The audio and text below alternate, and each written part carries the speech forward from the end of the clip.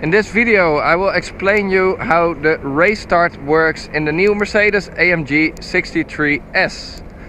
This model has 612 horsepower and is so freaking fast.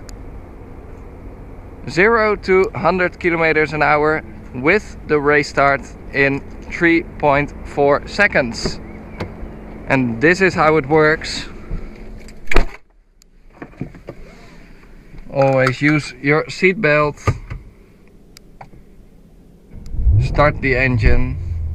Put the car in race or sport plus modus. In drive. Push the brake hard. Full throttle, race start and release. Wow!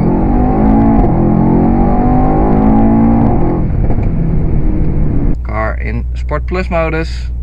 Push the brake hard, there it's standing, hold, full throttle, race start, release.